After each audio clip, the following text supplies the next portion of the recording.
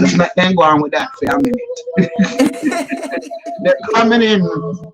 Come.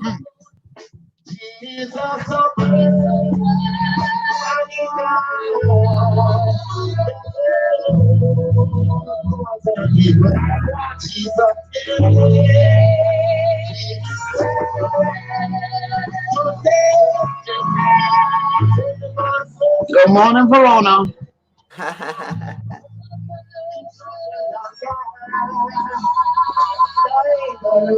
Morning, Cynthia. Ooh, yes, yes.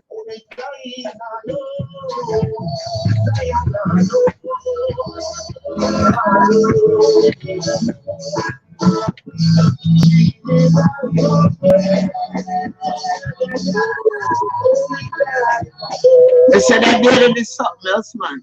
Yeah, but you said those people are moving already, right? Morning, Sharon. I see you.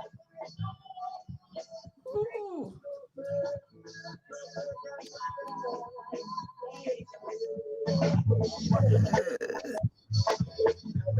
Hey!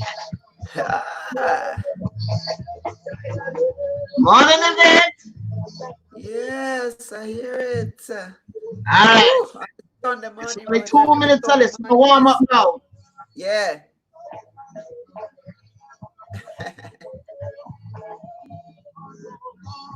They said, sweet man. Yeah, I don't know about the camera work. Don't worry about the camera work there at all, at all, at all. Good morning, good morning, good morning. Good morning, MsBJPeart. Yes, we're there. My gosh. Hey. Good morning, viewers. I'd love to introduce you to Christine Reynolds. Woo! Morning, everybody. That's the first Afro from Mallica Kapo Reynolds. Yes, ma'am. Yes, ma'am. That's the man. How you doing? So wait, so you're telling me, sir, in your life, them the table they elaborate no about something. Listen, let me tell you something. Yes, I said upstairs, but let me tell you something. There's usually some other things on there as well from what I remember as a child. But you know, things have changed a little bit and things have, you know, been modified and whatever, but the spirit is still there. Amen. Amen. So I am here to maybe give you a little backdrop on how it used to be. So I hope, you know, eventually we're going to hear some old time revival. Okay, without modern accoutrements.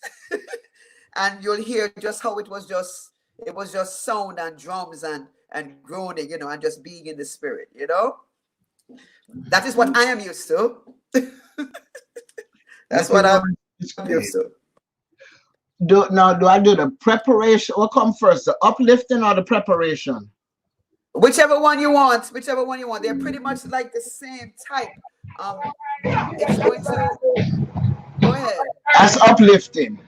That's uplifting. So what you're actually hearing is a service that was already in progress. But let me just give you a little background.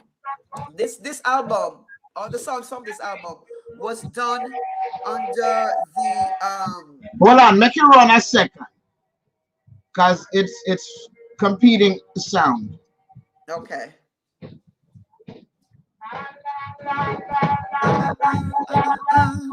That's Daddy. That's my father.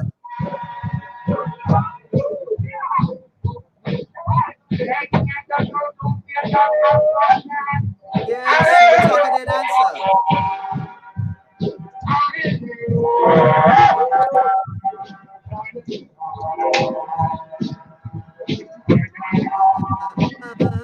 I've heard this album a million times.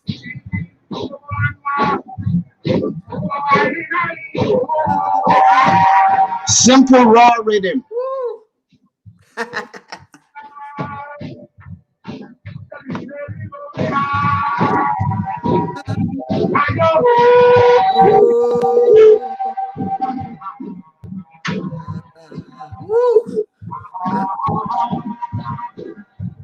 Yes.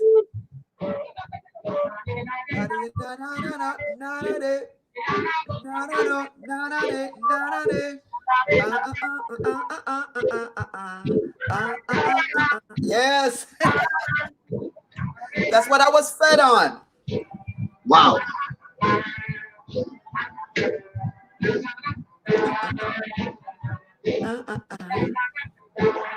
Yes. Oh, that brings back so. Oh man. So what I saw with the full band and everything, that's a different word. Yes, yes, yes. That is usually that's a piece from a service already in progress. You know what I'm saying? So as I was saying before, this album, I think it was 1958 or 59. Eddie Seaga, and Ethan George Simpson from Oberlin College in Ohio. They came down and they were going all over the place and so-called recording folk music or native music or whatever you want to call it back then, because you remember what time we're talking about. So yeah, this piece, I don't know what they thought, but I don't know if they really saw it as a church, but that's what it was.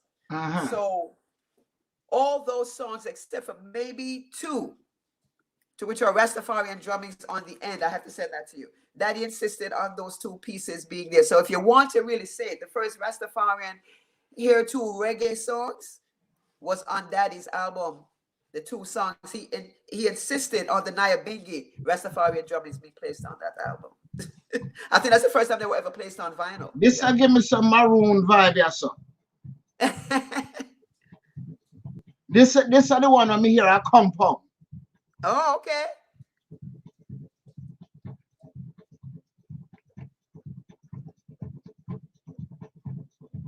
You hear that one?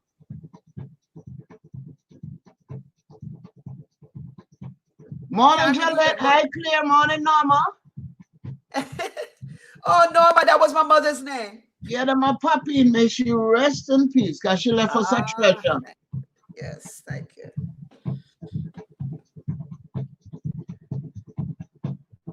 Oh, yes, okay, now I can hear it. You may have to up your volume a little bit. Up your mic. Up my mic. All right, hold on there. Okay, it's a little better. I know the one, though. I know that one. Every now and then we would have like the service, and you'd have the singing, and then you just have the hold on. So you want it don't compete? Because we want to hear everything what you are saying. What you are saying now?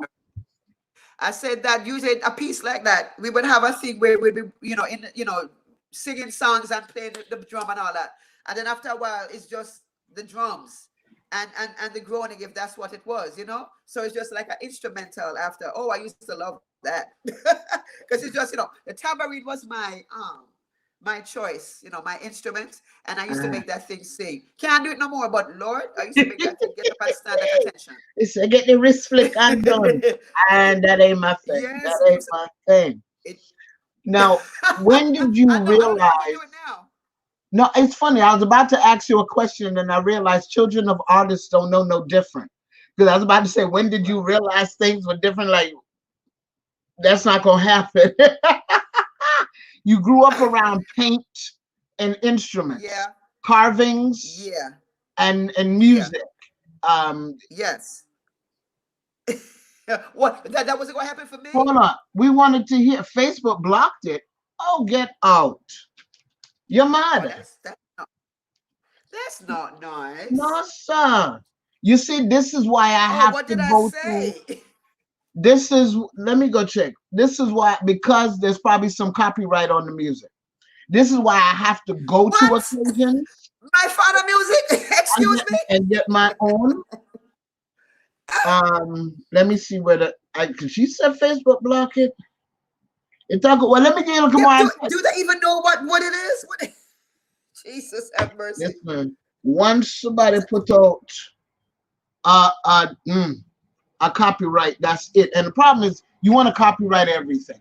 Like right now, fortunately, Negro spirituals are in public domain. So it's along the same lines. And you know what's so weird? There's actually one particular song on there I wanted you to hear, because I just heard that song last year, which is kind of weird, because usually even if you're in church and you play it or whatever, it's not going to be exactly like, but I tell you, MsBJPeart, I don't know if somebody heard the album recently after the last 60 years, but I was like, man, that sounds we going to play again. See if you can turn up your mic a little bit. But we are going to play. Mine is up. Mine is up all the way. Unless you can't really hear me. No, I can hear you. Are we good? Yeah, we are going to play through music all the way through. All right.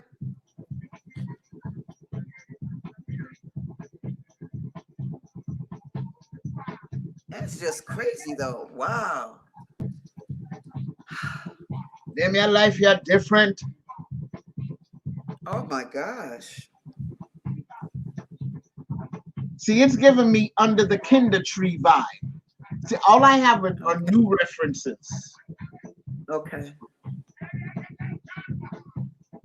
Okay, I hear. Morning, Chrissy Don.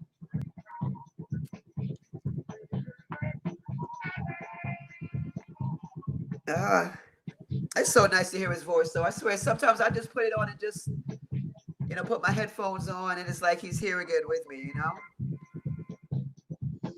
Well, we're sending it out across the world.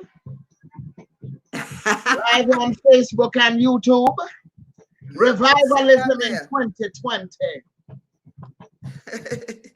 And the parents asked them, and we're going to dispel some of these rumors in a little while ago.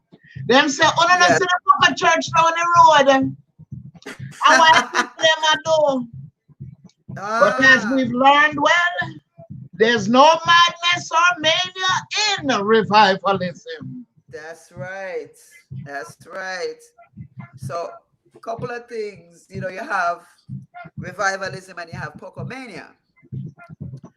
So, similarities up to what they draw on for help, guidance, and praise. And I hope people don't get offended, but like revivalists look up, like they will call saints like, Michael, Gabriel, Christ, the creator, and Pocomania usually would go a little lower. It's like river bottom mothers and earthly. See, there you go. There's that distinction. Now, in that same measure, we're talking about looking at the Orisha and the Egun. Okay. It's that. Saints and spirits. It's the same thing, Mama. It's so above, so below, but we've used so many different ways of bringing it out across the diaspora. And of course, Jamaica with its sweet touch. Because when you get other places and your spirit is drawn to certain things. And my mother would say, I don't know about that white clothes life there, because that bring hardship, that bring this, that bring that. Your grandfather didn't get your leg cut off because of this, that, and the other. And matter of fact, it's like the only time I ever heard her talk about her father.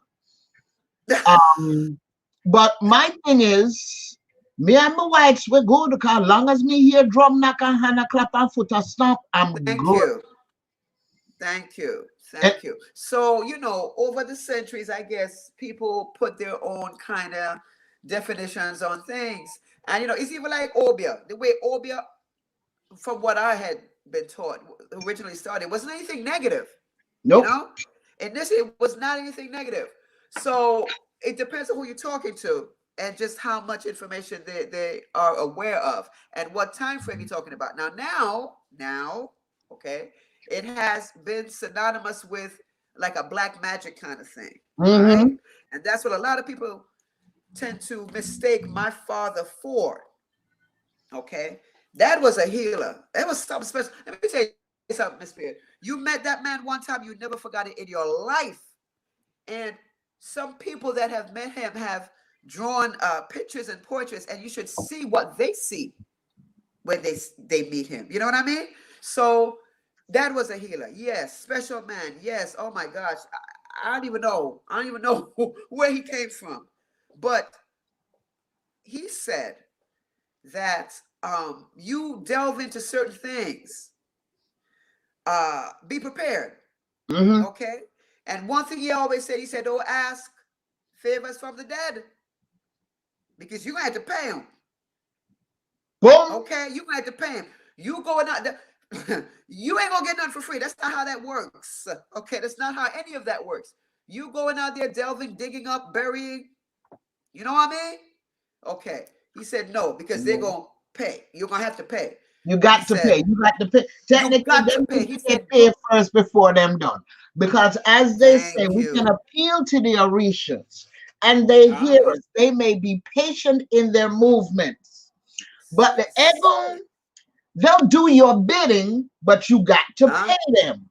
And I think I never go do you first and now get payment later. No, that's how that work. That's how that work. So that all that being said, he says, go to the biggest Obia man in the universe, to which is the creator.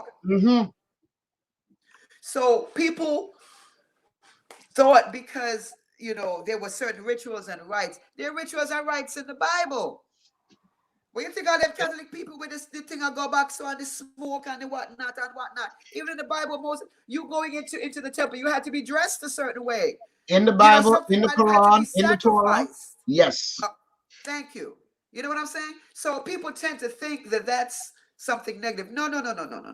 There is a big difference. So he always struggled with that. And from what I saw, there was always a struggle with trying to make people realize or understand, or at least not label him. You know what I mean? So that being said, again, Daddy's religion, because now it's a religion, is registered, and oh my God, if he was physically here to see it, it would have been such an accomplishment. And it is. You're there for witness. You're there for witness. Yes. I'm so glad, because it's something to see. This man's house was burnt down. He was poisoned. We both were poisoned at one point. His artwork destroyed. He was taken into prison on counts of vagrancy. And if you knew anything about my father, oh my God, talk about a trumped up charge. Charges to the point where it was said in court from witnesses that my father's artwork was coming into their homes at night and putting stones into their pots. Yeah, this was in court. The man, and all he wanted to do was just create his art in an African style and praises God the way he wanted to. That's all. And how are you going to come up against someone who is trying to create art because the nose was thick and the lips were thick? You know, that's what he was up against, you know, because his pieces looked like black people. He painted the Madonna as a black woman. He painted Christ or Yeshua as a black man. Amen. You know, so he was like one of the first. Yeah, you know, he says, I'm not anti-white. I'm just pro-black. And because of that, he was constantly persecuted by his own people. You know, Daddy, I admire him, and I'm amazed at what he did, because I don't know. Talk about decades and decades and decades of oppression, just, you know, for no reason other than people just didn't like it because it didn't look the way they wanted it to look, you know? And for me, that's just an extraordinary human being. Extraordinary human being, you know, but he had to do it. I don't think he had a choice. Honestly, I don't think he had a choice. He had to do what he did. And I am here because I am proud. Amen. I'm proud of him. I'm even more proud that his blood is in my veins. You know, I'm proud of everything that he has taught me, you know, because I now teach it to my children, and they now to their children, and that they should not be afraid or embarrassed of who they are. And, you know, we constantly got that, you know. Pardon me 1 second. We have to look back on that picture. What her name? Oh, Mallica Reynolds? What a name. Oh, yeah. He had no choice but to be who he was, man. No choice. And you should see his signature. Good Lord have mercy. A piece of art to himself. It was just flash. It was just circles and flash. Always flamboyant. You know, with that jet black skin and blue eyes. You know, he had blue eyes. Daddy had blue eyes. Okay? Interesting person to look at. My father was so dark that his palms were dark. You know, that's how African he was. With the marks, a lot of people don't realize. My dad had marks on his cheeks. Given to him by his father. My daddy was born 1911. You know, that African structure and culture was still somewhat, you know, fresh. So he had the marks, you know. And I'm just proud, you know, religiously, secularly, everything. He was just way ahead of his time. I've had questions asked, well, how was it living with him, you know, being a preacher's wife and I'm sorry, a preacher's daughter, and, you know, you're young and, you know, reggae. And imagine the time. You know, we're from the same generation, me and you. Mm-hmm. So you remember the music and all that was old, and everybody was like, oh, you know, because I would dance and everything, and people would be like, well, who you dancing on? You know, you're Mr. Kapo daughter. And I'm like, what's the difference? Why can't I enjoy myself? I'm not doing anything in a lewd manner. Nope. You know, to which was the difference with him. You could enjoy anything you wanted to, but overindulgence was not tolerated. Everything in moderation. Everything in moderation. So my dad would be there. A Sunday morning, he'd get up and he'd play all these different like religious albums and whatnot. You'd have the church at night or whatever. And then the next day we were playing regular music because he taught me to love everything. Okay. I grew up around paintings, naked women, naked men. You know what I'm saying? But it didn't seem to me as anything because it was never shown to me as anything. It's art. The human body. Yeah, there you go. The human body is God's art. That's what was drilled in my head.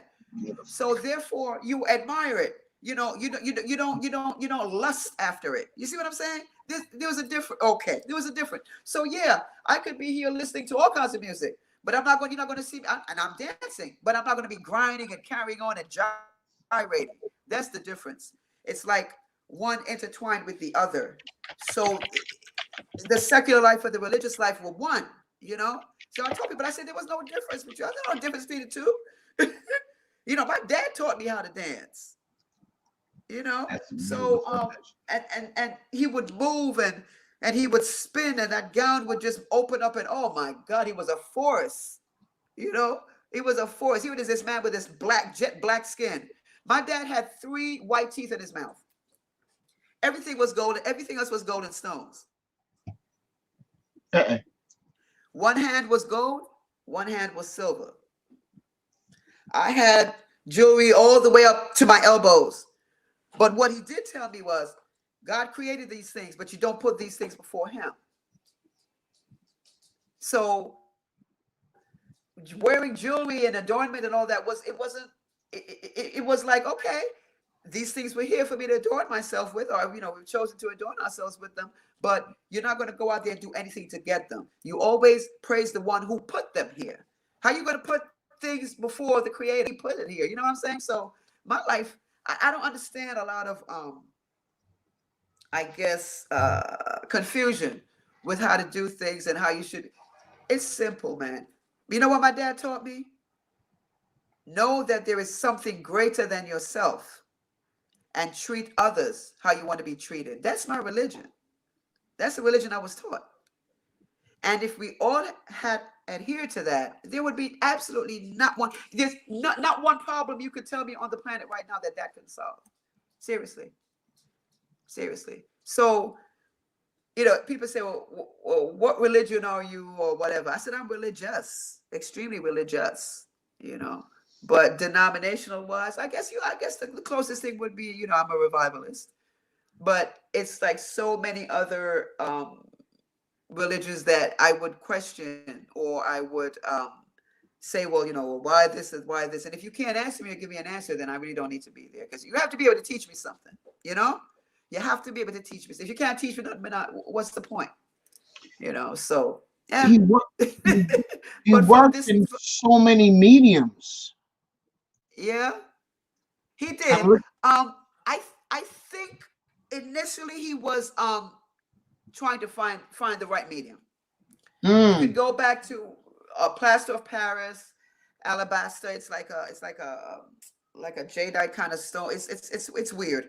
I've seen that. I've seen, you know, of course, all the different types of wood. You know, maho, blue maho, lignum vitae, cedar. You know, from what I can remember, and I'm sure there's so many others. that I can't come to mind right now. And of course painting. He's done watercolor, he's done pencil, he's done, of course, what he's known for, oil. And the house would just be like one factory, because with oil painting he went in layers. You can't put it all there on one shot. So if you were to see one of his paintings up close, it's like a 3D kind of, you could, it has stuff on there like mountains and ridges and all that stuff. Yes, so, indeed. So it's like he would. Your father's work require a spliff and a sip and just sit down there. Because it no man, they mess up me no easy. No, and see, and that's what I used to remember, because he used to go in stages. He would have to put the foundation on, to which usually would be the grass and the sky. I remember that. And then so you would have a whole, maybe 5 or 6 paintings, grass and sky, right? And then you'd come back, you'd have another painting that had, trees and bushes. That's another 4. And then you'd have the ones that have, maybe the house and a character of some kind, And then the last thing that he always did was to have like a mark of demarcation. I remember that because he always said that. All of Daddy's paintings were always outlined in black. Like every leaf would be outlined in black, Yeah, So okay, yes. It gave it this look, and it was time consuming, but that's what he was. I never see a shortcut ever on anything. And the perseverance is just incredible, man. I'm telling you, I've seen this man go through some things, especially now that I'm an adult. And have been for some time. I understand the sacrifices, I understand the sacrifices. But I must have to tell you that this little man, and all he went through, eventually had audiences with heads of government, royalty. You know what I'm saying? I after he had met Roberta Flack, that's my godmother. When he had met her, he met her through his art, because she came and stayed at the Stony Hill Hotel up there in Stony Hill at the time. And Mr. Larry Worth, I must say that Mr. Larry Worth was instrumental. He and Mr. Eddie Siaga played. No, Larry Worth, Eddie Siaga, and Errol Flynn, the 3 main people in Daddy's I guess career, or spanning his profession, or whatever you want to call it. Calling is a calling, because he had no choice. They were instrumental in that. Mr. Worth had bought a lot of Daddy's pieces. So what he would do is put them all over the hotel. It was almost like a permanent gallery. So a lot of prominent people from all over the world would come and stay at that hotel. So when they'd go there, they'd see all these pieces, and they're like, man, I mean, my dad had some bigger than life size things. Yes, as I was looking at these sizings, I'm like, these are mural measures. Yeah. So yes. They didn't start inside the house themselves, when he had a separate workshop. Yeah. No, it was at the house. It was at the house. Once he tried. I would say he tried because it didn't last long. Once he tried it, he had a little store. I remember that he was trying to do a little store, trying to help somebody out. And he said, this was like a famous spot for people, like tourists, to pass by or something. So, you always have these little stores. How you going? So he tried that once, but it didn't work. No, mainly at the home. We lived in Kingston. The house is still there.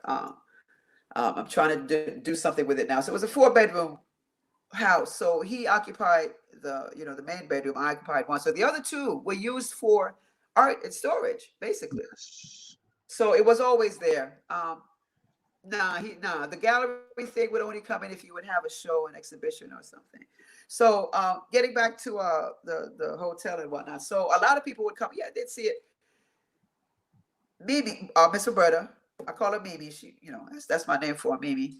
Went there one day and saw all these things. It was like, oh my God, who's this? And that's how they met up.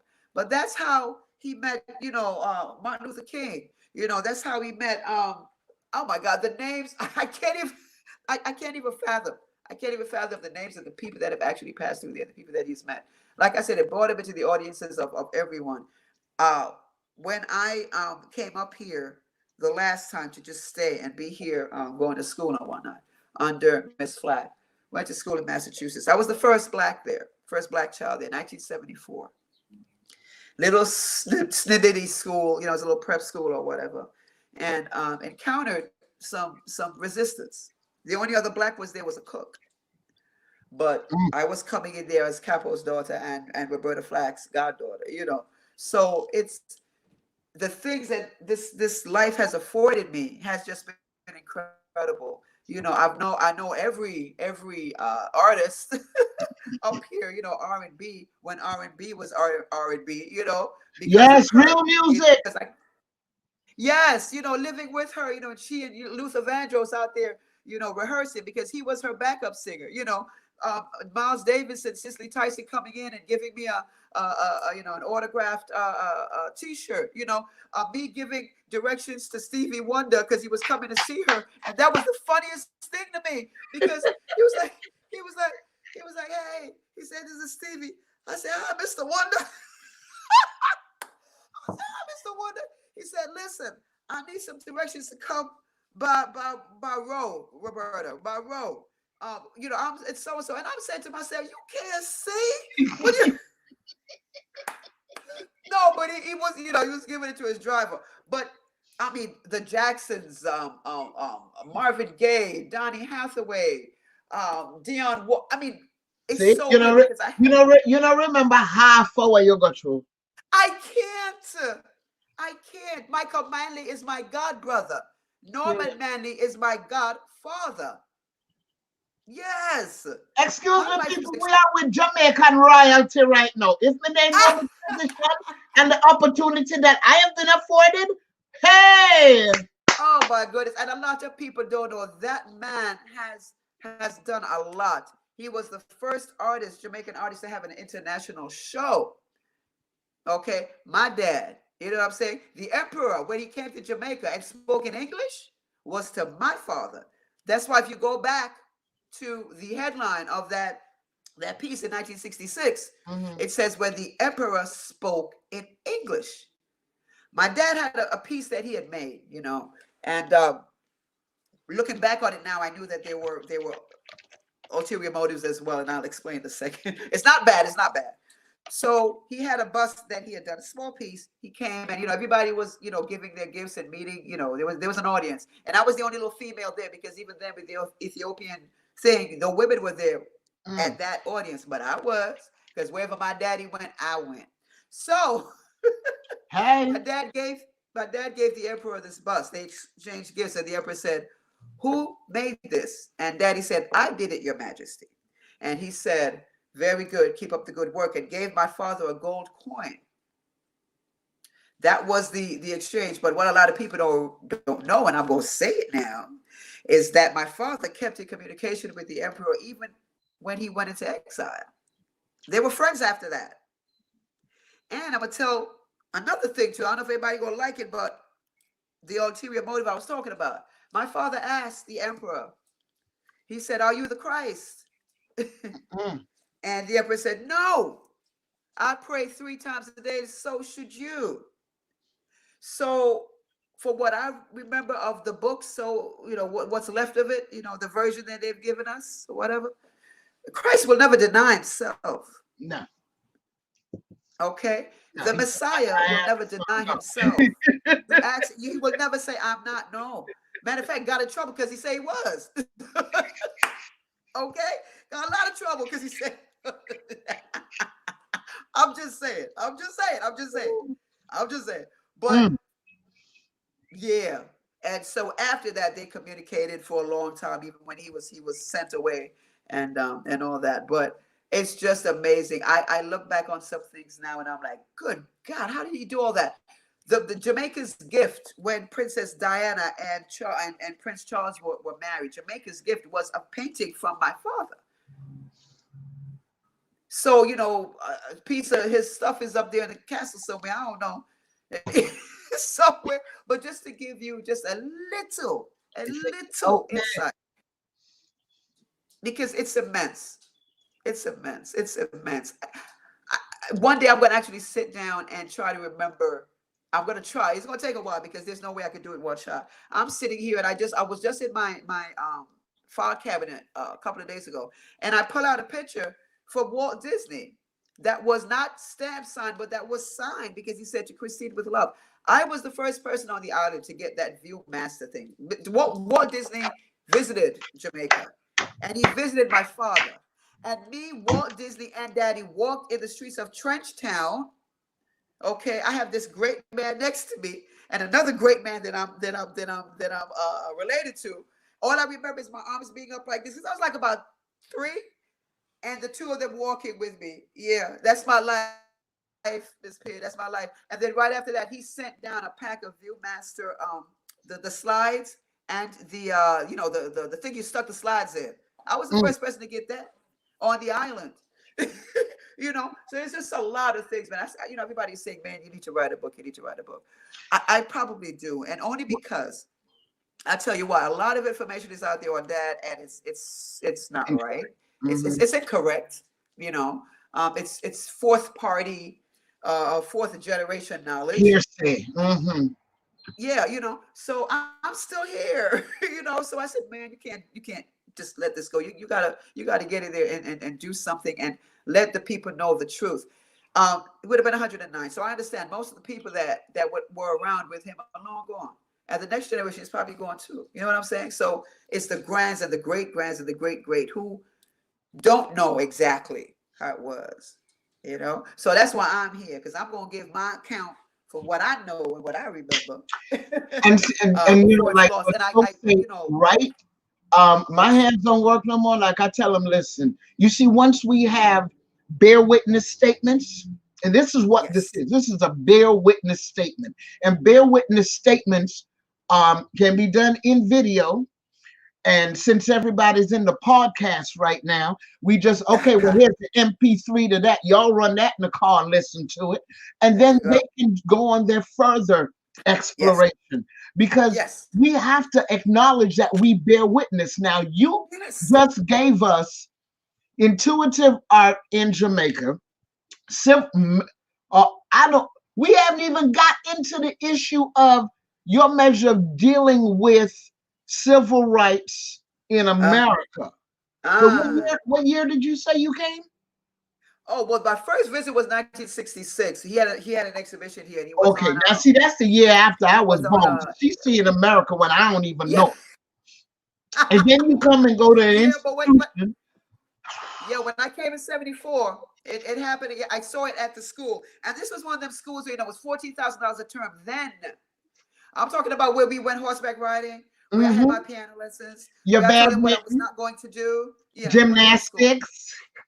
Yes. Oh, my swimming. You know what I did one day? What was that candy bar? Oh my God, it was the biggest joke.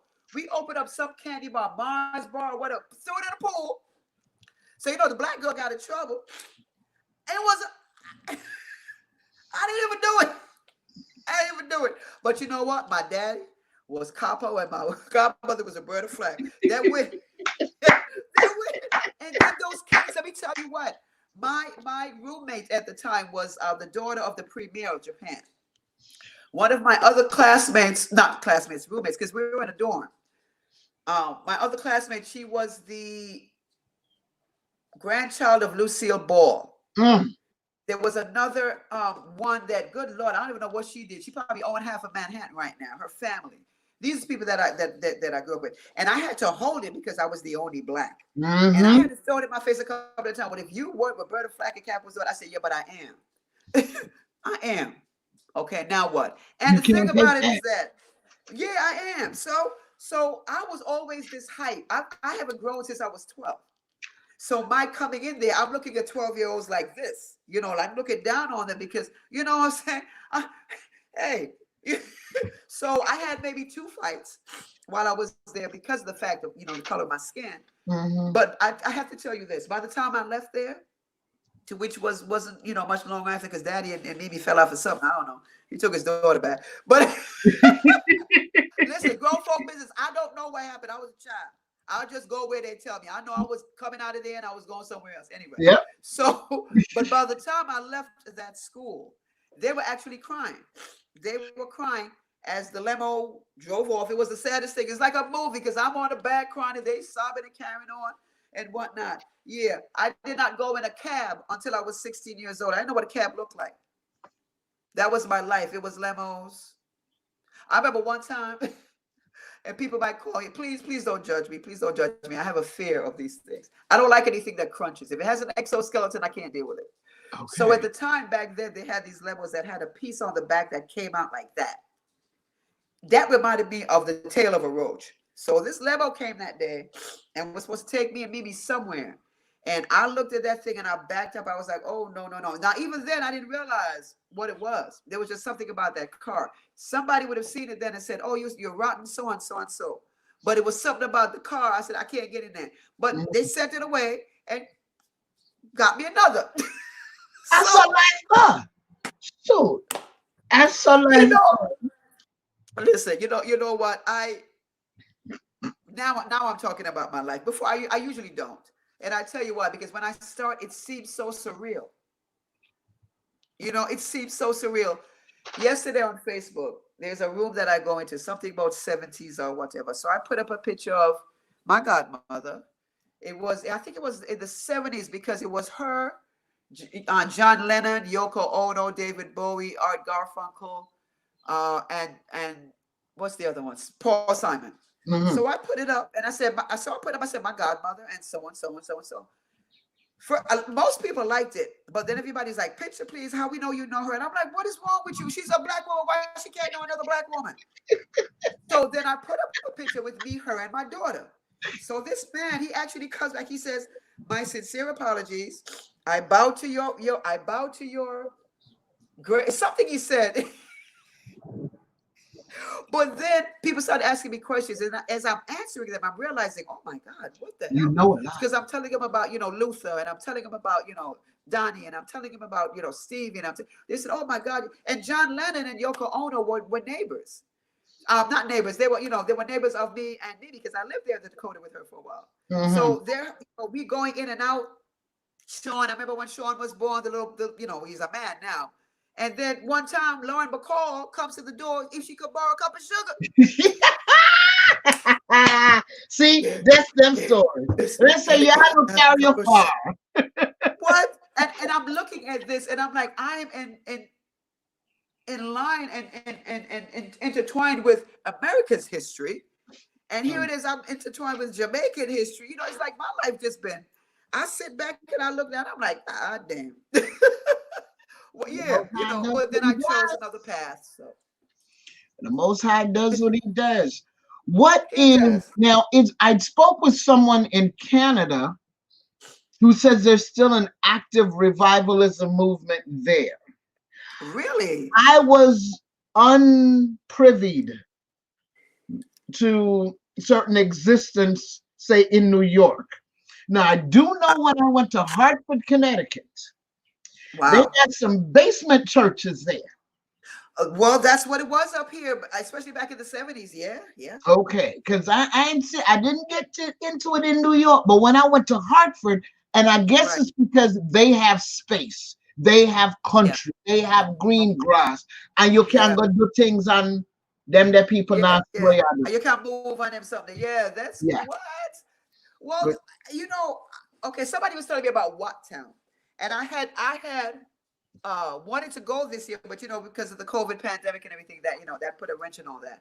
But I do want to go one because it's almost like a pilgrimage or a Mecca. Do you know anything about Watttown?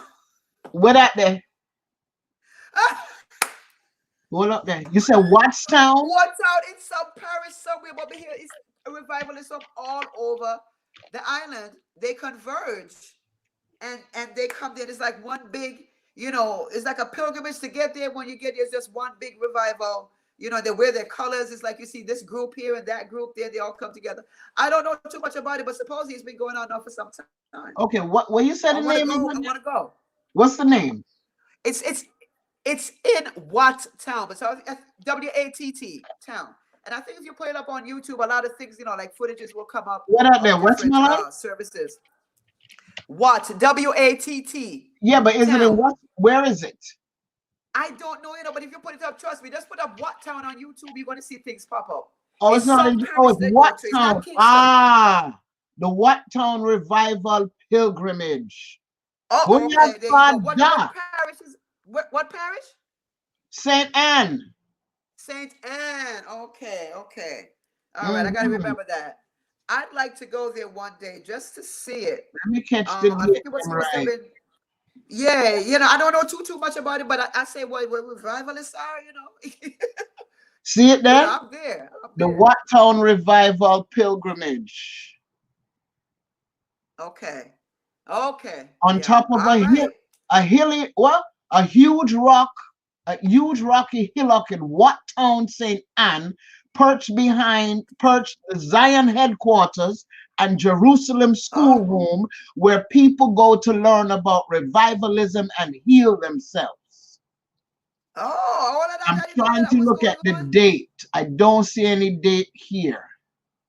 Well, they had one last year.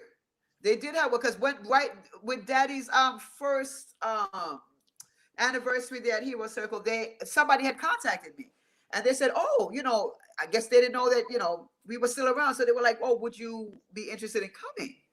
And I said, you know, not that year, but I had planned to go this year, but you know, all this mess happened. So it's yeah, I'm gonna go in and really look at it. But yeah, I just have just glimpsed. Yeah, supposedly it's a thing. It's almost like, you know, they come from all over the island and maybe from overseas. I'm not sure, but I don't see why not. You know? Wow. Yeah, it's a lot, right? No, I'm just glad. I am glad. I'm glad at the movement. I'm glad at the newfound acceptance. There's still a lot of scrutiny. There's still a lot of criticism, but I think with education, you know, maybe that will alleviate some of that. I am more than happy to answer anything that I can. You know, because yeah, I consider him the master, and he was. Yes, he was. Yeah, I'm gonna say. So I caught a few things. I got cheat. Look, a few things here and there. You know? I'm gonna run. Let's see, something from, I don't know which is which, because I haven't really looked at these. I'm not gonna lie. When I look, so that's from the ceremony the other day. Yeah. Okay.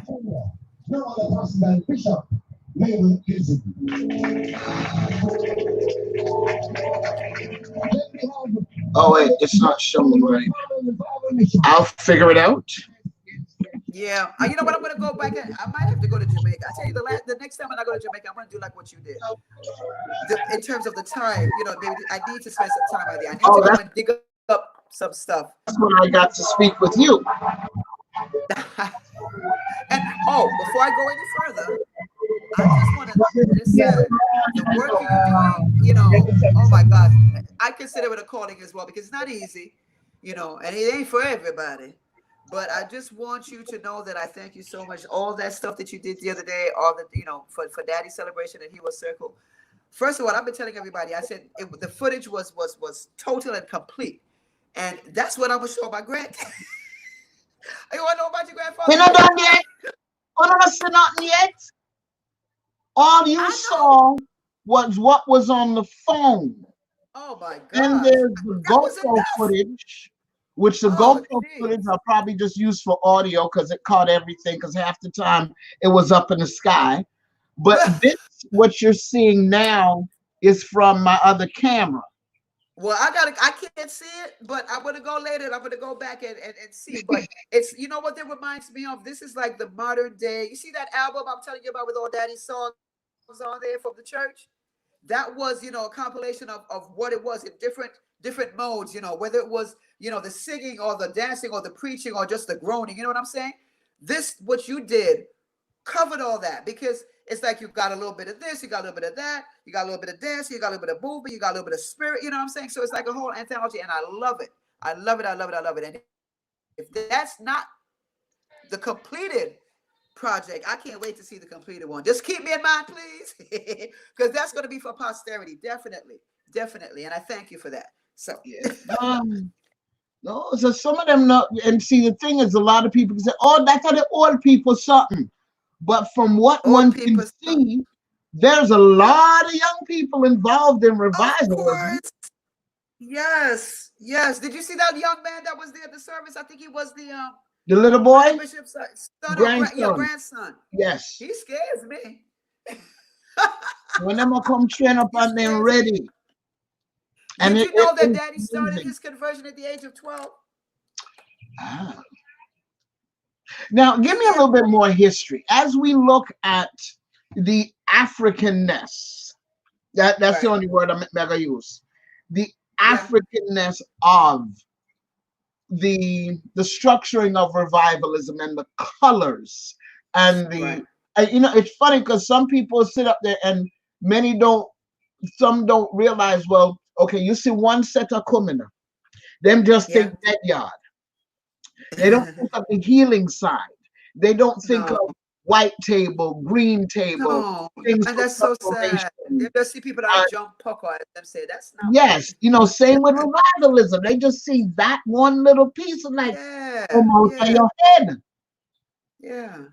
Well, let's put it this way. From what I remember and what I've grown to understand, revivalism is like a combination of African culture and, for lack of a better term, Christianity. And when I say Christianity, I don't mean, you know, the white Jesus with the brown long hair and the blue eyes. That's not what I'm saying.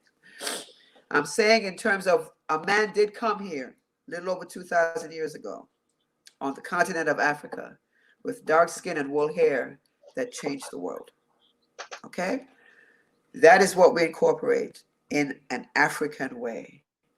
And what people don't realize is that Africanism is extremely spiritual. You're dealing with essences from past, and you know you're dealing with forces, and then you're dealing with the big one. You know what I mean? I say, oh Lord, do marry. All right. You know what we've been given when I was not exposed. I knew, all right, I'm in Little Greendale. But never sit them in there Kingston. Kingston, we went to Catholic Church. St. Teresa on Deanery Road. Okay. It put me in Spanish Town. There we attended St. Diego de la Vega. St. James Cathedral Anglican Church. Yes. But I'm in Thompson, I'm in Little Greendale, which is bordered by Thompson Pen. And there are people who on Sunday mornings, certain mornings, would you hear them singing and going down to the river via the pathway. Yeah. So. Oh, one second, MsBJPeart. Hon, hey, my battery's getting low. Oh, Anitra, where they plug? let me go. I'll give you a little bit of video while she sat there, so I can't see what world we have delved in, because there's always more. I'm back. No. All right, so let me plug this into my computer. I do not want for us to get cut off at all. There you go.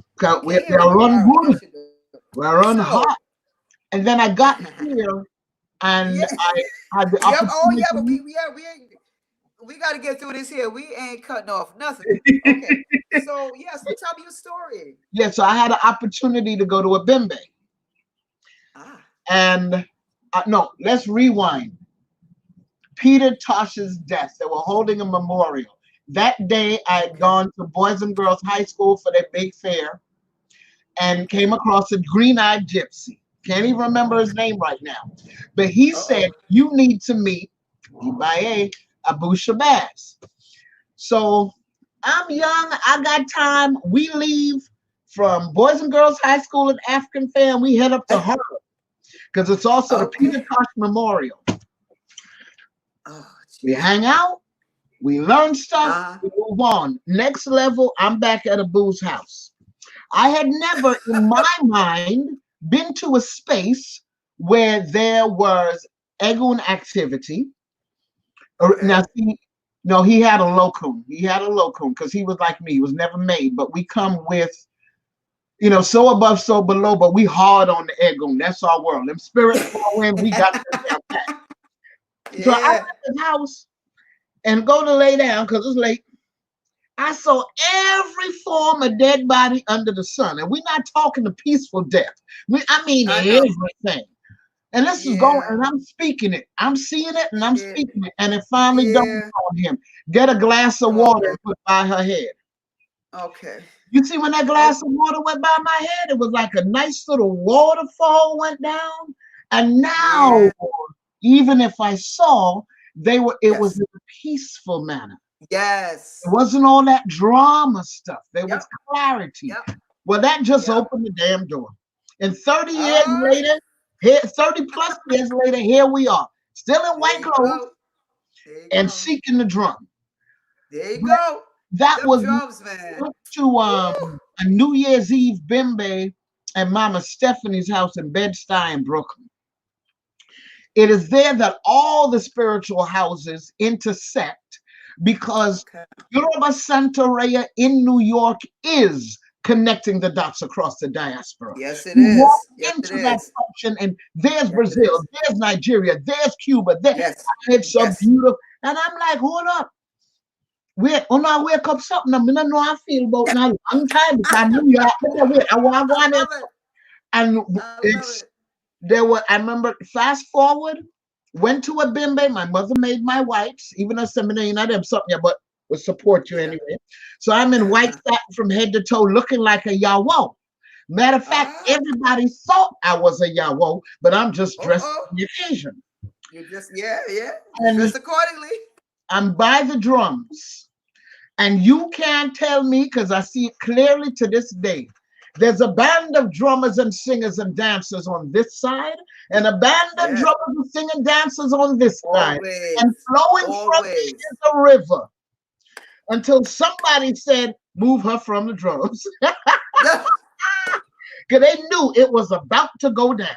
It was about to go down. And I can honestly say, in 30 years, baby, it ain't going down, because I hold my head. Yes, I have Alekas and have been an Ileo for some 30 some odd years. I've not necessarily been called to make Ocha. That's just not my thing. A yard me come from. And what I found is when Jamaican to the Yoruba Santeria world, Ogun is like, hold up, that's my baby. Like, okay, Baba, no problem. But on the Palo side, see, this is where above and below. This is where when you see the Kumana start, hi, how you doing? Yes. That's why the other day I know, and it's funny, folks have gotten used to seeing, and then others would ask, and then I said, but I did it right in front of you, and you ain't know what I was doing. Because the video started the other day with me girding my waist in red. I saw you, yes. I said, it should get ready now. And then the next one was the 9-color belt with bells. And wait, a uniform. But that's why it's important. That's why your work is important, because we need to educate the ones after us to their history and who they are. Because I got you with strength in our John country. I got you with strength. When you look at all the, I mean, it gets rough. And I tell people, yes, I'll play an hour of Kumina music from 5:30 to 6:30 to wake you up, to awaken your spirits, to remind you where you come from. Cause John Brown country with and then my beat pound with. Because every other headline is where someone has been murdered. And it's a person of color. And they don't know how many times I sit here and cry. I go and scroll, and I'm angry enough that I have to cry. And the only thing that can balance it out is to be in line with my ancestors. Now, living here in Austin, South Carolina, in the Gullah Geechee Nation. Yes. I wouldn't say me not even know how I end up here, so but them I've rhythm.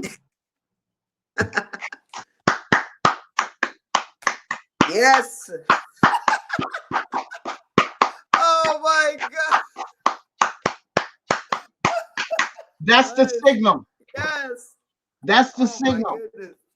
Now, there are so many who don't know that signal. But if you want to identify the Gullah Geechee, come with that one lesson. The other day I was looking for what is this one rhythm that can cut across and reunite the people of the diaspora. Yes, well, I know the instrument. The drum. I know the instrument. Yes.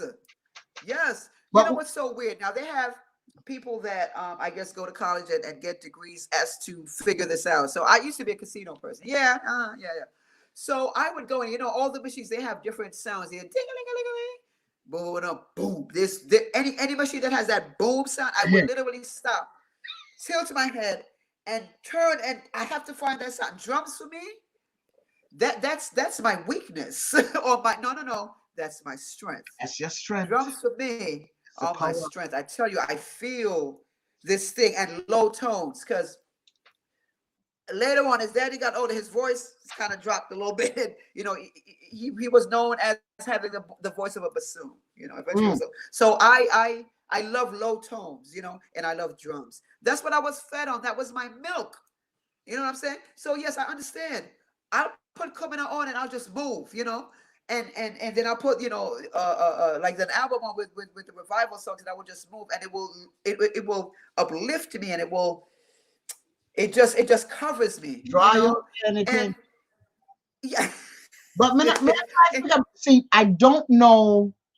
I knew my mother's mother, and I knew my father's mother. Aunt P was no joke. Aunt P no wear shoes. Aunt P had them big as fuck.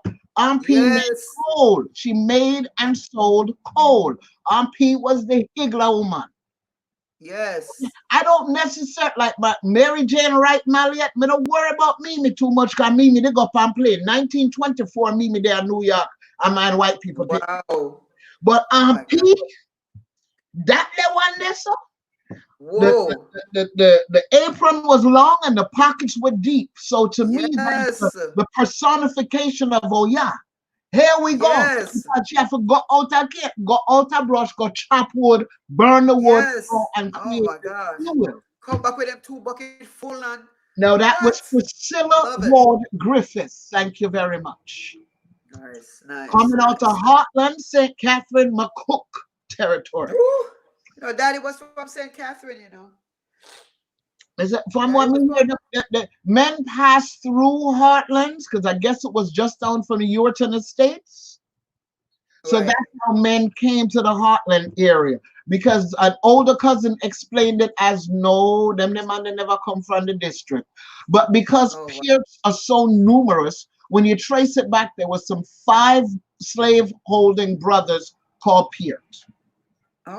In the St. Elizabeth region. They all had their own enslaved.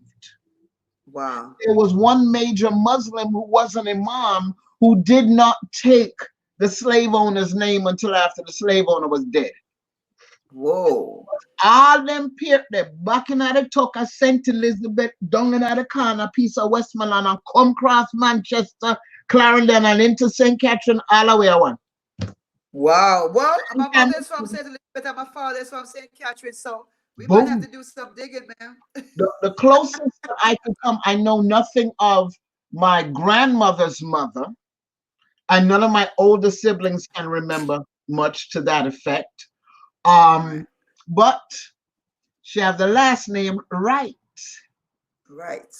And it is my understanding, if you have the last name Wright, Amaroon come from. So one of these days further delving would happen. I make sure that I crack the surface so that the 12 nieces, that the 12 nieces have some breadcrumbs to do their trails. These conversations, this going to Jamaica is because we cannot be without our history. No, and it seems to call you back, because it was 30 years before I had to set foot back there. It pulled me right back. There was many here who they wave flags really well, but they don't know why they wave the flag. Them no know them no know tacky. Them hear about Nanny, but they want to hear a certain thing about Nanny. But say, all right, them no go a civil. No. Them no go to the east. Them not go down a Westmoreland. Them not go to Haddo district and walk down the road and see that there's a Taino cave right there. I mean, look at that. Look at that. Oh my gosh. Don't mind. That's why it's important, man. It's important. It's important. It's important. We can't let this die. This must not die. You know, because the moment you don't know where you're from, you are going to be just there. Anybody can tell you whatever. Somebody will tell you where you're from, and we can't have that. Another one must not tell us where we're from or who we are. We have to have mark on it. Yes, yes, yes, yes. So I tell you, I would love to be able to do this with you again, because there's so much more, MsBJPeart. Because you need to know more about the side that people either fear or don't understand, or both, or just don't know. Because there's another side to this. I think that's what people mostly are caught up with. My Jamaican people are mostly caught up with. The world is caught up with the art part of Daddy. Okay, but the other people are caught up with the other part of him. A lot of people saw certain things around him, experienced some things around him. Daddy was very special. Like I said, Daddy was a healer. People used to come to him, and he would, and even in church, there was always a time in the church where he would say, it's time for healing, and people would line up. And it's weird, because I saw this later on in studies, but then didn't understand it, but do now. Okay. So people would line up, and they'd come in front of him, and he would just run his hands over. He would never touch them. But his hands were almost like maybe about an inch to a half an inch away from the body. Cleansing that. And he would tell you turn around. And sometimes he would hover. Sometimes, for whatever reason, he'd hover at somebody's chest or knee or whatever. But I'm finding out, because I saw this lady, because see, they sent me to school and stuff. So a lot of times my practical mind and my scientific mind will be at war with each other. But the other side always wins. So saw it in studies later that you have certain people that could give off energy. Yes, ma'am. It's that ball right there. And it was measured. I know my father was one of those. I know he was one of those. I saw my father do some things I'm seeing now that they're like, oh, it's new. I don't know if you've ever seen this on Facebook, but it's like a suction cup. These things that they do it now, like in the spas, are one of these suction cups. Mm-hmm. And when they pick them up, they have these spots. I saw my father do that in, oh my gosh, the late 60s. There was a gentleman that came to the house. And I tell you, I don't even know how old people know this, because my father old. Yeah, he old. I don't know how they know this. I saw my dad get a white glass, because we only had white glasses. I don't know, what's something about the car. I don't know. And the man came, and his leg was swollen. Something was going on. And I saw my dad, and it's weird, because it's not even so much even spiritual. It was just having knowledge of these things. Because spiritually, yes, he had knowledge of every darn plant out there. I wish I had the insight to write things down then, but c'est la vie. But I saw my dad put this cup over this man's. First, he slit his whatever was going on with his knee. He had a razor. He burnt it, slit it, and took the cup, took a candle, passed the candle through the glass, and put the glass immediately on the man's leg. So what he was doing, he was taking the oxygen out of the glass with the candle, creating the suction. And I didn't want to tell you what came out that man's knee. Okay, I don't want to tell you. If I was one of them, I'd be in therapy. Well, the things that I've seen, and then that's just a practical thing. He would heal people.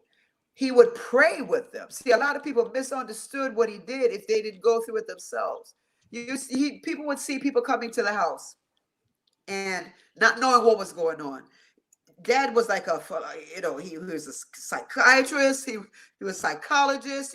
He was what I mean? All of that. So you have the job.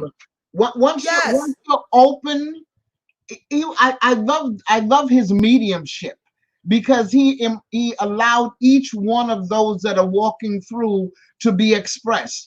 And a lot of people, we're touching on a heck of a topic right now, because a lot of people don't know that part. Them that know how to make that flow. They figure, well, I only know how to do one thing. No, listen to who they're around you. You have a spiritual army. Right. And if one gift say hold up there, We can't do that right now. Let the other one come true. Yeah. And That's if it. I'm telling you, man. It's, mind you, I've been of the ilk. Mr. Oh, Father, that the one that hurt. Me can't do that one there. Hold on. We fail to realize that they're all interconnected. Of course they are. And if you dash for one, it's one. It is one. It is one. You don't go find a piece over here without this other piece in there and vice versa. It's one. If you say, all right, you don't want paint no more. Hold up. You don't want paint anymore, so you really think you're going to be able to sing? Thank you. Because I gave you the therapeutic moments to paint so you can draw upon the energy to sing. Then while you sing, then you'll have to go dance. And while you're dancing, you have to go right.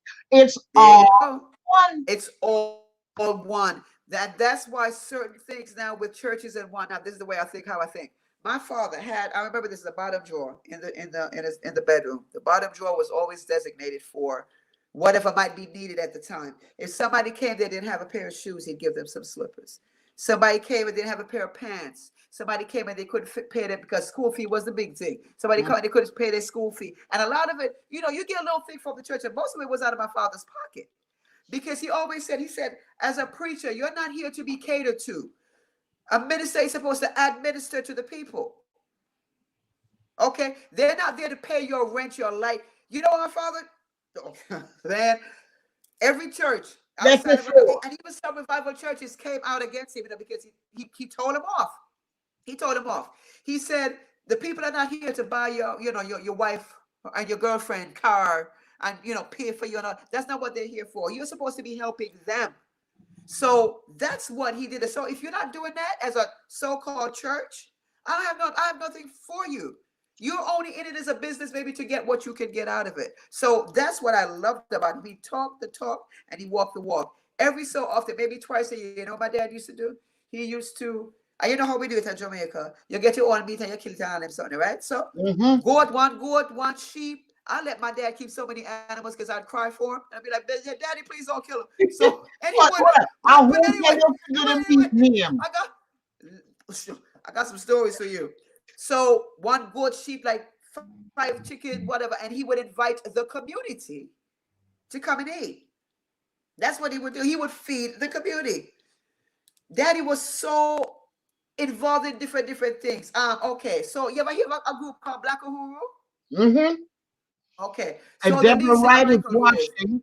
Deborah Wright is watching, and she gonna be right on that because when she came to visit Jamaica, she's like, I was here back then with them. Oh, okay. So my father used to keep, I think we used to call it practice back in the late 70s, mid 70s to late 70s. And it became almost too big. And what it was that every Thursday night, I think it started around 6, people would come in, my allergies. People would come in and showcase their talents. So if you could dance, or if you could sing, or if you could recite poetry or whatever. And Michael Rose used to come in and he would sing, and he was to sing Westbound Train. I'll be taking the westbound train. I'll be going to a place where there is. Okay, that's the one we're missing all the time. Barrington, leave it where they live up the block. If you used to come down there too. So Daddy helped so many. He was just involved in so many different things, It's just crazy. Anything to help the community, anything to help human beings, because he said, I must do this. This is why I'm here. So I want to touch on one little part, and then I have to go leave because no problem. But this has been just so interesting. So listen, so the other spiritual part, I said that Daddy was special, and the people that come from him is special too. I have been, and I'm going to say, people close enough to me know it to be so. I've been fighting it for years, MsBJPeart, because it's scary. I started seeing certain things, and I do, I think, listen, there's something right here, right now. There's something right here, right now. It's, it's just, it's a thin veil that shields that mess, I'm not really trying to go through that. Well, listen, the little encounters that I've had where they be trying to come through, I said, I'll be like, no. I'm not my dad. I cannot. You are legacy. No, MsBJPeart, listen to me. Listen, I am a scary person, you understand? And if you go come to me how you pass, you hear what I'm saying? I can't. No, there's been fires. There have been shots. There have been accidents. You know what I'm saying? So that part for me, I mean, I know we can't stomach it yet. And as I'm getting older, it's like my shield is lowering, and they're right as so. And it's like if they see that they can come through, or they can communicate in this life through you, they're gonna try. I'm not about. No. Keep the glass of water handy. Listen, me here, son, I run me around. All of my family members know this. If you see me running, just run with me. Now ask me what I run from. Run with me, I'm going to tell you upon the way. That is how scary I am of certain things. Now, don't get me wrong. The two-legged animal, you ain't nothing. But the thing that I can't really touch or grab, that thing right there, man, I'm gonna need some help, man. My daddy ain't here. But you are feeling I don't know what to do. Yes, you do. I don't know what to do. Yeah, because when you close your eyes, you see how him handed move, and you see how him fix that thing. And even if you don't know the name of that, the leaf, then you remember it's the leaf with the red curl and the long spine. And but you can't deny that in front of me. We are speaking with the daughter of Mallica Kapo Reynolds, father of Revivalism, leader of Intuitive Art, straight out of London, Wood and Water, Jamaica. Hold on there. Yes. Your grandfather, your father's father, where was he from? Okay, so my dad had me when he was 51, so I never knew my paternal grandparents. Oh, but the story's up. Which country am I aligning him with, since he had his marks? Actually Nigeria and the Yoruba tribe. Oh. And also Ashanti. So your guess is as good as mine. That's why I said I need to. The one good thing about this is that my father, thank goodness, usually when you're going back and you're checking your history and whatnot, you got to go like 5, 6 generations. I only got to go like 3, because my father spanned 100 years of that. You know what I'm saying? So it's like in 100 years, you'd have had like maybe 3 generations in there. It's just one. So the moment is my father, then the 18 something, and it's my grandparents. Wow. You know what I mean? So in about 4 generations, it's probably Africa. Ain't no problem. 3 generations is Africa. Yeah, straight up. Yeah. Straight up. I heard talk that my grandfather was the first generation born from Africa. My father's father was the first generation. It's either, and depending on who said, it's either my grandfather or my father. That's what I don't know. I don't know. That's why I said I have to go back. But it should be easier, because it's not 6, 7 generations. It's just 3, and I'm there. Gonna write that song. You're not even I forgot far. Me don't know no one, Mrs. Mr. I forgot to dig up and find. Matter of fact, no, I'm not digging up and find. I got all them nieces. They need to be doing that stuff. That's right. Delegate. Yes, it is for me. That's why I've told folks I can't do everything, but I can plant a seed all over the place. So when I find new information, but somebody who ain't doing everything, you doing a lot, because you had to tell me how to get on this one. I'm like, no, I can't do this. I can't. Listen, I was looking at my computer, because the last one I had a camera, and I'm like looking at this one now. They put it somewhere you don't even see it. They're probably watching me right now. I don't care. I don't care. I got all kind of devices and cameras and stuff, and I'm like, no, I'm gonna play them some little more music before you leave out there, so because we just can't make that going. Because that life right there. See if you can play number 4, because that was the one I think I wanted you to hear. I think it's that one, and I think you had put up something similar. It was a much younger group. I think they did it last year. But okay, now you see, is that number 4? Preparation for baptism table, yeah. Okay, so you see that. Well, that's not the one I was talking about, but you see that one there. It's like in midway when it's not even music, it's just them groaning in the spirit. And yeah, that's what I'm used to. Hang on. I don't hear too much of that anymore. I don't hear too much of that anymore. That's all I want to say. I don't know if it's if it's just, because things change, they morph, generational input, whatever. You mean this one?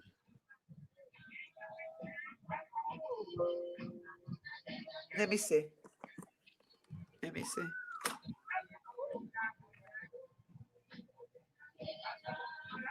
But it's one of the songs. It goes like this: and when I die, my soul shall. That one. But that's not what I want you to hear. But I heard something new. There you go. Yes. My soul shall fly. And what's coming up? Yeah.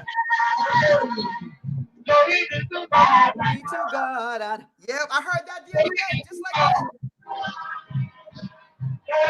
Glory be to God. Glory. Ooh. Yeah. There was, of course, we always had our favorites. But I just heard that. I'm gonna find the clip that I'm talking about. I'm gonna send it to you. And then you hear this and you'll hear that one. And it sounds like somebody just heard that album. Which is fine. That's beautiful. I want people to know that this man existed. I want people to know that the church that you see now, why it's here. I want people to know that somebody went through hell and high water to make sure that you can sculpt now with an African face. I want some people to know that this man went through hell and high water, went to jail, so that now you can worship the way you want. That is what I want. He existed and he did so much. Bob Marley, reggae, Bob Marley. Used to watch this man in this church. There's a particular song. I want you to listen to it when you get a chance. It's called Time Will Tell. Bob Marley, Time Will Tell. And when you listen to that song, I want you to listen to the drum. It's boom, boom, boom, boom, boom, boom, boom, boom. Remember that rhythm. And you're going to hear it on Time Will Tell. That rhythm is the bass drum for revival songs.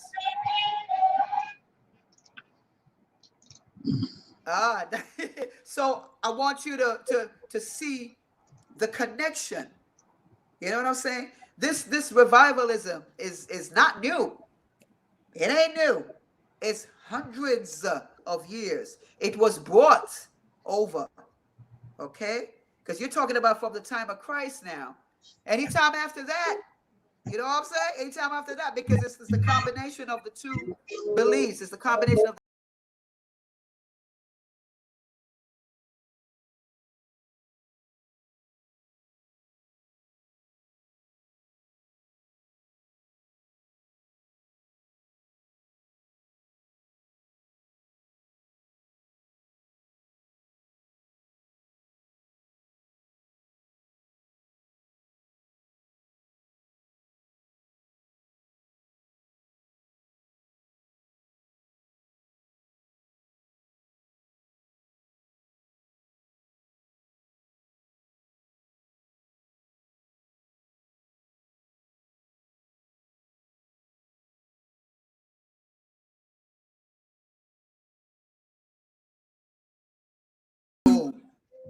boop, boop, boop, boom. Yes, this has been an amazing morning. I'm grateful to you for reaching out to me, the being at the 109th birthday celebration of Mallica Kapo Reynolds at the National Heroes Park in Kingston, Jamaica. I'm grateful. I shall see, here's it, no matter what you find in your voice. Wherever you do that, run from the run all you want. But yes, it snatched me back. It snatched me right back. You're finding your voice. And I'm grateful. It is exactly 30 years. That I this you can do with your game. Yes. Yes. And I thank you. I thank you. And every chance I get, I am going to be shouting it from the hilltops. This is not something taboo. Okay. This is not something primitive and primal. Okay. In the sense of the word of being stupid. You know what I'm saying? Like we don't know no better. This is the essence of who we are. Oh, quick question before we even wrap up. The whole color scheme thing. Yes. And the various patterns. and the incorporation of the bandana materials. I remember somebody said, no, Jamaican, if you do away with that, we don't need that no more. And you forget that particular. No, you can't just do it. That's not how that works. You can't just be picking and choosing what you're going to use and not use. That's not how that go. No, colors are very important. The colors, okay, auras, colors, how they make you feel, what they represent. Colors are representations of certain things, whether it be spirits or feelings or emotions, or you can't just throw things away. We have to go come back again. We have to come back again. Because we know she I forgot this morning. But yes, there's so much more. And I got to tell you about. Have you know? Okay, Daddy has a very distinct turban, right? It's big and it's high. Yeah, for that point. Yeah. I know exactly how that's made. I know exactly the yardage. I know exactly everything. And one day I'm going to actually recreate it for some people because I know they don't know. It's special, and it never touched the ground. I'm used to help him wrap that because it never touched the ground. It must not. Except the Sikhs don't have a point, but that coming up in that it's like taking the daylight to another level. Yes. Okay. And he was the head. There's certain, if you're looking like certain on African sites or whatever in certain places, I'm not exactly sure what places they're from, but they have that, not as high. So I wanted to go and do some research into these particular places and see, how that correlated, because it's the exact same thing, but it's just not that high. Now, Daddy's, I haven't seen anybody recreate it because they don't know how to. I do, because I saw him do it all the time. Because I would hold one part while he's doing the other, so it doesn't touch. I didn't hear you. No, I'm looking at the central point up in there. In the middle. Yeah. I'm gonna do it one day. I will do it one day and let people see, because no one has been able to. No one has been able to do it. But I know how to do it. The real tall one, because there are different ones. There's some that he would wear at home, like he's just like working artwork or whatever, and he would have that one. That one went up maybe 2 knots or something. That's it. Because Daddy, you rarely did not see him with his head open. It's almost like a Jewish thing. That reminder about the one above. You respect or whatever. So that's what that was. So he 9 times out of 10 always. Only when he was getting ready to go to bed or just woke up, then you see a little hair up there. But otherwise, it would be wrapped, But I know how to do that big one. But that's the one that he would wear either to church ceremonies, functions, and I haven't seen it duplicated yet, but I know how to do it. It's your job to bring it to us. Nico Ross says, wow, thank you for this bit of history that I've learned today. It's been truly inspirational, but spiritual. And says, I look forward to listening to Christine again. So we have to go do this. Yes, we will. And as you pull up the iceberg, and thank you again. Well, listen, if you can't get to the tree, get to the first fruit. Well, it's here. A little right, but still here. Ooh, I love you. Thank everyone. And everyone, please have an open mind. Just have an open mind. This is information. This is a part of who we are. And just learn. You have to know where you come from. MsBJPeart, blessings. And considering she comes from Nigeria and Ashanti roots by way of Jamaica, we have to go walk. It's more than just the DNA. A lot of work to do. We're on it. We're on it. Thank you again, and thank everybody. Morning.